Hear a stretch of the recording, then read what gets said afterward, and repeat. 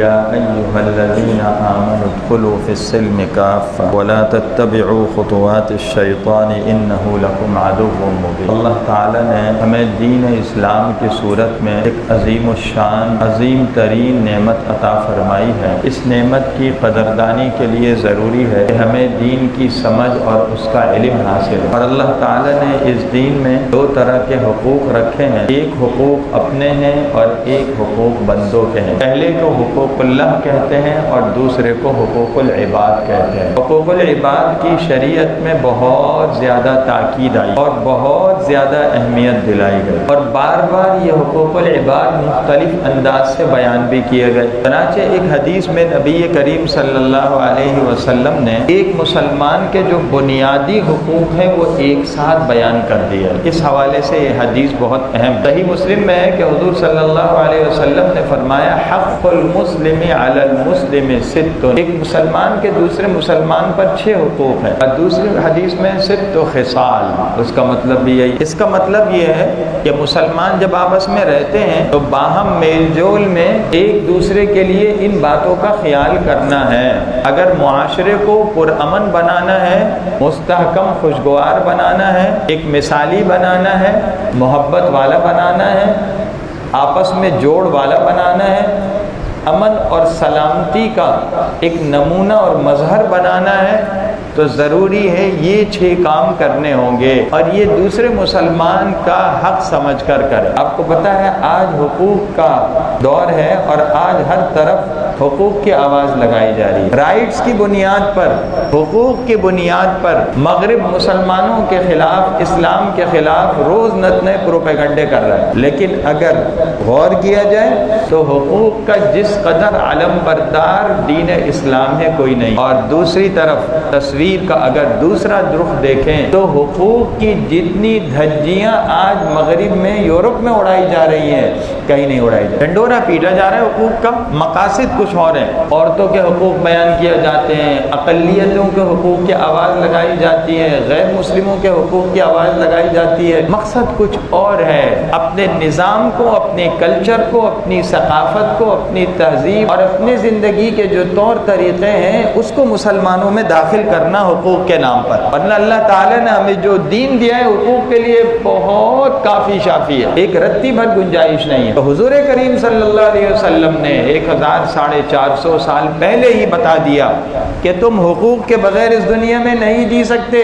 لیکن اسلام کی ایک خوبصورتی ہے، وہ خوبصورتی ہے کہ آج آواز یہ لگائی جا رہی ہے کہ اپنے حقوق مانگو، اس کا مطالبہ کرو۔ اس کے لیے تحریکیں ہیں، انجمن ہیں، جلسے جلوس ہیں، ہڑتالیں ہیں۔ اسلام کہتے نہیں دوسرے سے اپنا حق نہ مانگو، دوسرے کو اس کا حق ادا کرنے کی کوشش کرو۔ معاشرے کا ہر فرد اپنے اندر یہ سوچ پیدا کر لے کہ میری طرف دوسرے کے حق کیا متوجہ ہو رہے ہیں، ہر ایک کی یہ کوشش ہو، یہ فکر ہو کہ میرے ذمے کسی کا حق نہ رہے۔ اب بات بدل گئی، مغرب کہتے دوسرے سے حق لو، دوسرے کو فکر نہیں دلاتا تم نے حق دینا ہے۔ ہر آدمی اپنی جگہ بے حس ہے اور ہر ایک دوسرے سے حق لے رہا ہے، اور ظاہر ہے جب دوسرا دینا نہیں چاہتا تو چھینا جھپٹی بھی ہے، زیادتی بھی ہے، ظلم بھی ہے، ناانصافی بھی ہے۔ اسلام کہتا ہے نہیں، دوسرے سے لینے کی نہیں، اس کو دینے کی کوشش کرو۔ اس دنیا میں جب تم آئے تو تمہاری طرف حقوق متوجہ ہو گئے۔ ابھی بچے ہو تو والدین کے حقوق ہیں، بہن بھائیوں کے حقوق ہیں، بڑے ہو جائیں گے تو اور حقوق ہو جائیں گے، شوہر بیوی کے حقوق ہیں، بیٹا باپ بیٹے کے حقوق ہیں، بڑے چھوٹے کے حقوق ہیں، پڑوسی کے حقوق ہیں، محلے دار ہونے کے حقوق ہیں، ایک شہری ہونے کے حقوق ہیں۔ تم یہ سوچو ہر حیثیت سے میرے ذمے جو دوسرے کی طرف حق متوجہ ہو رہا ہے، کیا میں نے اس حق کو پورا کیا؟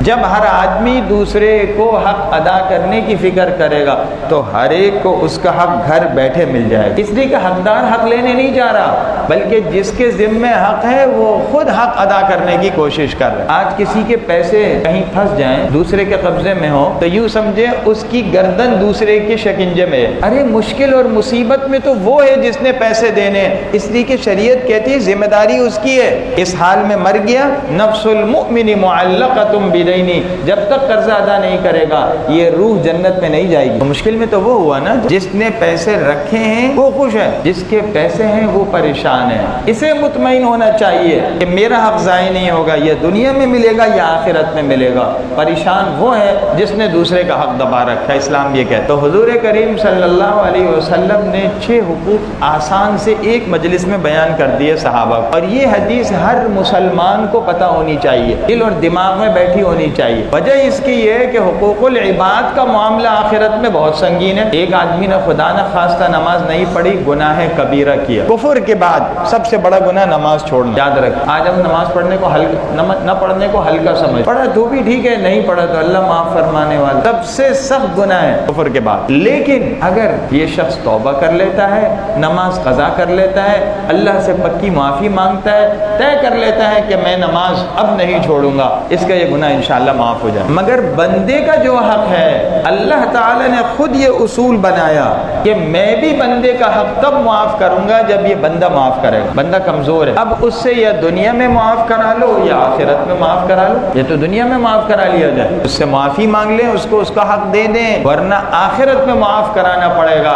حدیث پاک میں نبی کریم صلی اللہ علیہ وسلم نے بڑے درد مندانہ انداز میں صحابہ سے فرمایا، اور پوری امت کو قیامت تک آنے والے ہر مسلمان کو یہ خطاب. بخاری شریف کہ اگر کسی شخص کے ذمے دوسرے مسلمان کا حق ہے، اس کی عزت کے حوالے سے یا مال کے حوالے سے یا کوئی اور یا ظلم کیا ہے، فَلْيَتَحَلَّلْهُ مِنْهُ الْيَوْمِ، فرمایا آج اس سے معاف کرا دے، قبل ان يأتي يوم لا دینار فیہ ولا درہم، ورنہ ایک دن ایسا آئے گا کہ اس دن نہ پیسہ ہوگا، نہ روپیہ پیسہ، نہ سونا چاندی. دنیا میں پیسے دے دلا کر معافی تلافی کرا لیتے ہیں، وہاں ایسا نہیں. وہاں کی جو کرنسی ہے وہ تو نیکیاں ہیں. اگر دنیا میں حق ادا نہیں کیا تو اصول یہ بتایا کہ قیامت کے دن ظالم مظلوم دونوں آئیں گے، اور مظلوم کو اس کے ظلم کے بقدر جتنا ظلم تھا اس کے بقدر ظالم کی نیکیاں لے کر دے دی جائیں. نیکیاں کی ایک آدمی نے، حج کیے، عمرے کیے،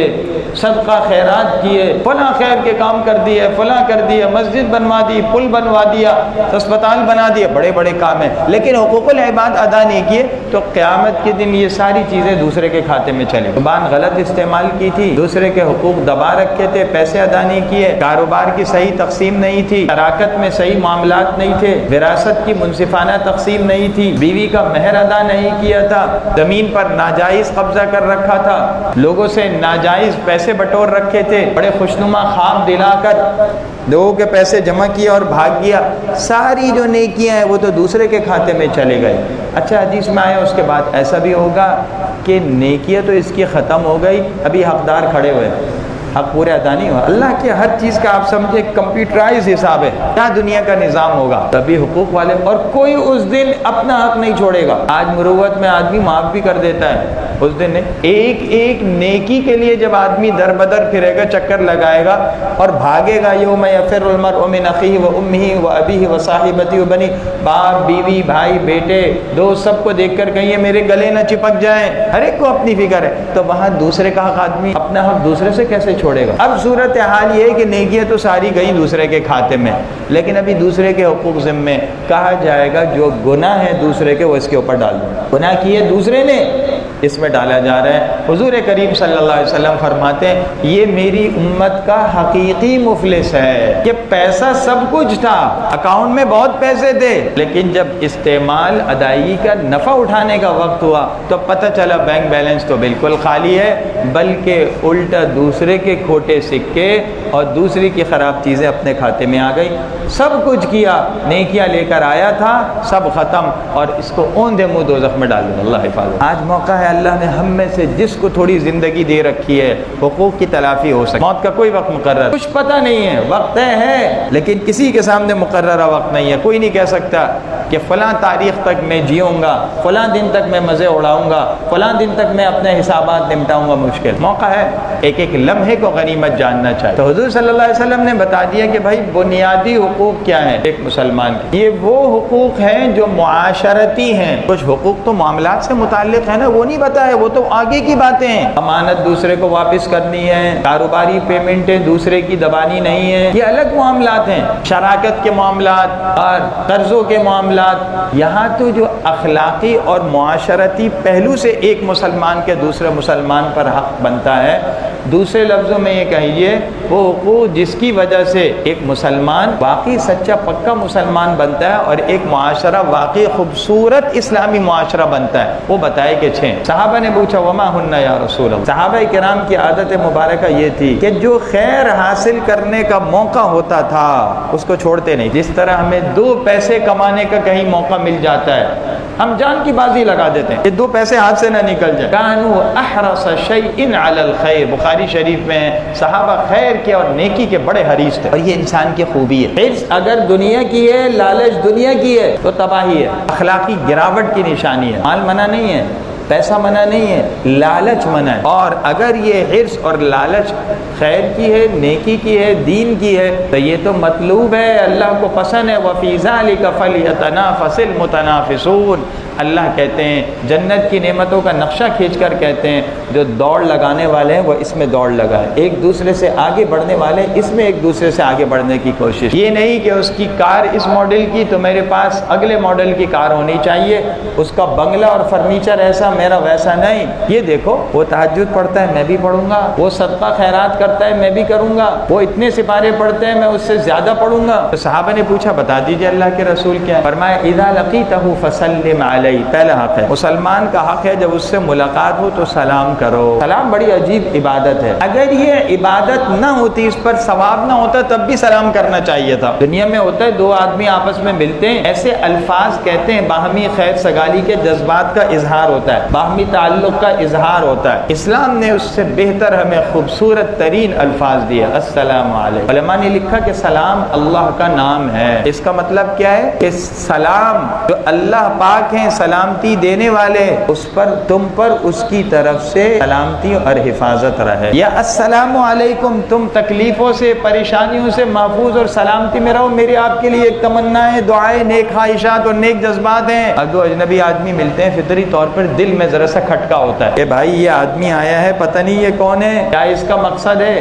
تو جب شروع میں ہی آپ نے سلام کر دیا تو اس کو اپنے آپ سے مطمئن کر دیا، اس کے اندر جو کنفیوژن تھی، جو اس کے دل میں کھٹک تھی، وہ دور ہو گئی۔ اور یہ ایک ایسی عبادت ہے جو سنت ہے لیکن اس کا ثواب واجب سے زیادہ ہے۔ سلام کرنا تو سنت ہے اور جواب دینا واجب ہے۔ سلام نہیں کیا گناہ نہیں ہوگا، ہے بہت برا عمل، لیکن اگر جواب نہیں دیا تو گناہ ہوگا، مگر سلام کرنے میں سنت میں ثواب زیادہ ہے، دگنی نہیں کیا۔ کہا جب ملو تو سلام ضرور۔ ہمارے معاشرے میں اس کی بڑی کمی ہے اور یہ سمجھتے ہیں کہ جب کوئی کام ہوگا یا کوئی جانا پہچانا آدمی ہوگا تو سلام کریں گے ورنہ نہیں۔ حدیث پاک میں قیامت کی علامتوں میں سے ایک علامت ہے ان یسلم للمعرفہ، صرف پہچان کی بنیاد پر سلام ہوگا۔ کوئی کام ہے کوئی پہچان ہے تو سلام ہے ورنہ ایسے ہی نکل گئے، نہیں، ہر ایک کو سلام کرو، ہر مسلمان کو، کافر کو تو سلام نہیں کیا جاتا، اس لیے کہ سلام کرنا کسی کا اکرام ہے، کسی کی عزت ہے۔